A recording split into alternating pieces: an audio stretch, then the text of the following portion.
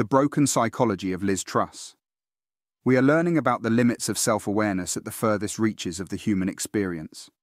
By Ian Dunt. Liz Truss is no longer a political matter. There is absolutely nothing to be learned politically from her. She is now fascinating exclusively for psychological reasons. She is a journey into the bleakest and most mortifying possibilities of the human condition, a guide to what happens when the internal self comes totally unmoored from its social context. We owe her, in a way. She has brought back the possibilities of personality analysis to British political life. We've had a long stretch of leaders who were so psychologically boring that it never felt worth the bother. But this is ultimately a recent development. Once upon a time, they used to be more interesting. Take Tony Blair, for instance. At first glance, he seemed like a simple car salesman, flashy smile, detached eyes, daytime TV manner. But once he was in power, it became clear that there was much more to him.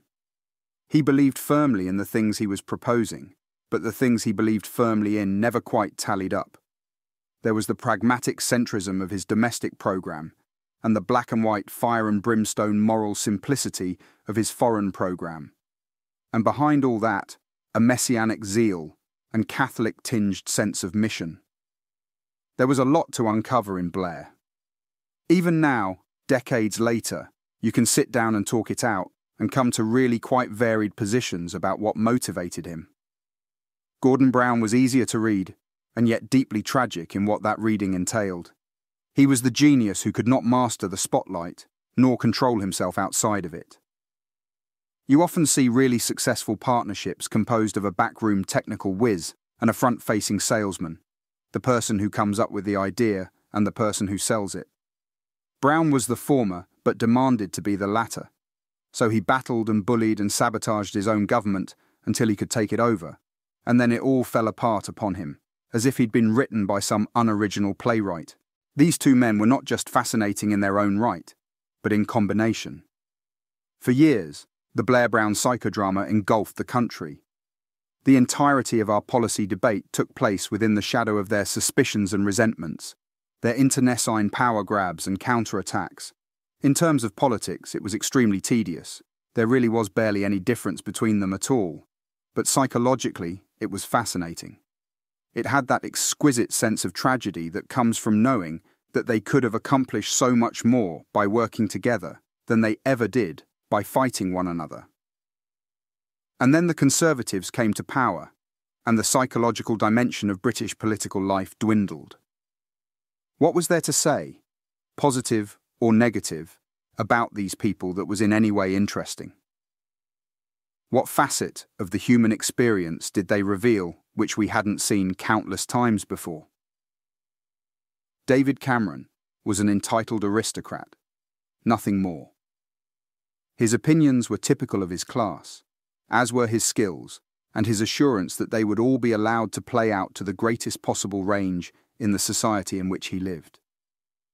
He was one of those men who had been so fortunate for so long that they came to believe that their advantage was a rule of the natural world. He could therefore take big chances in the certainty that it would all end in its optimal state, and eventually one of those big chances predictably blew up in his face. And yet even after the referendum, he could potter in his shed, or make obscene sums lobbying for private firms, or simply be granted a lordship and re-enter politics at the highest level. His defeats were far greater than most men's victories. It's presumably all very enjoyable for him, but it was catastrophic for the rest of us, and more than that, it was deeply, unconscionably boring. An entirely predictable set of attributes playing out in an entirely predictable way, leading to an entirely predictable set of outcomes. Theresa May can probably lay claim to being the most interesting of the Tory leaders, but that alone means very little because the bar is so low. Her personality was tedious in the extreme. She has now attempted to present herself as the moderate pragmatic force within conservatism during the Brexit years, with the only defect in her account being the entirety of her actions through the period. She operated consistently to harsh an asylum policy, attack immigrants, and encourage the nativist mindset, a political boil oozing pus, and claiming it as medicine. Her weakness came because she would not finally go all the way. Having fed the populist dragon, she finally blanched at the demand that she carve up the UK's territorial integrity and tried to adopt a compromise position. But by then, of course, it was too late, and the culture she had helped create ate her alive. Instead, it fell to a man with no standards, with no moral or political or social baseline, to deliver on the project which had defined the Conservative Party. Boris Johnson is stupendously uninteresting because he is precisely the thing you think he is. Someone whose only guidance is the pursuit of his own advantage. No principle mattered to him, nor any conviction. So he shape-shifted endlessly, from the man who banned booze on the tube to the one this week making the case for libertarianism on smoking, from the pro-immigration London mayor to the nativist Brexit leader. Nothing meant anything. He's the ID come crashing out of the skull, imposing its demands upon the body. He's the petulant child in every one of us, the deep inside brain that refuses to share, the stroppy little internal voice that thinks it's all so unfair, the embarrassing daydreams of glory half-formed while staring out a bus window.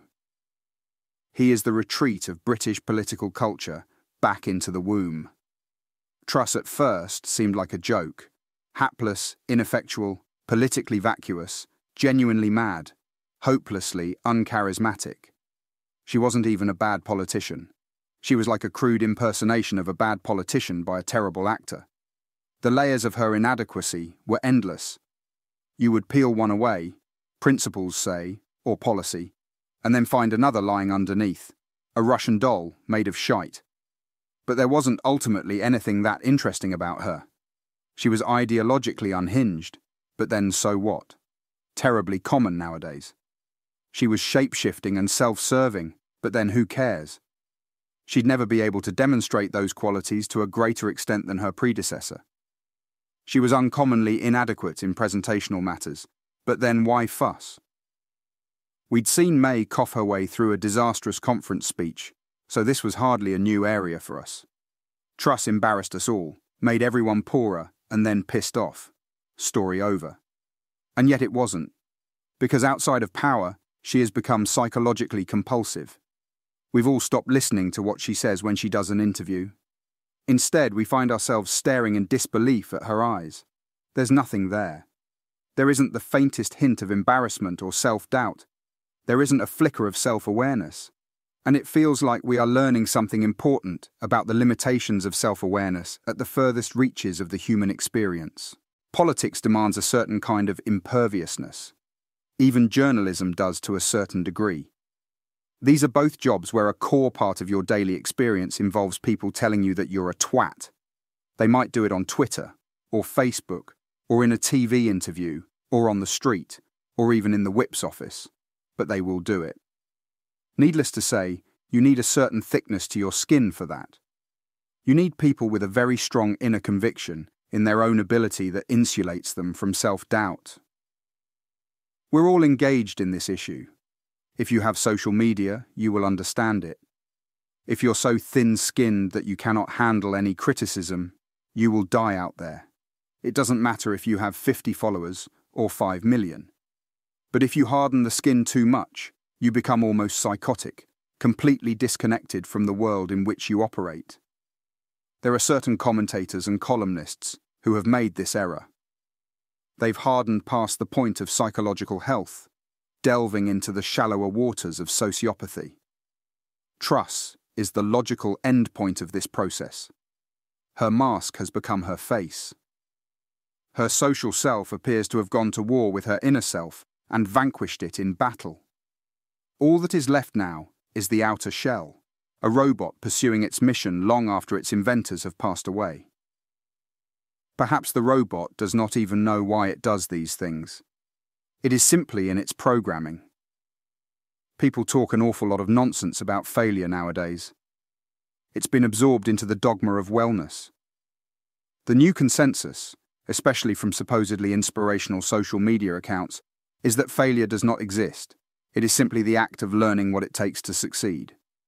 This is obviously complacent bullshit from people who are doing well. Some failure is just that. Failure.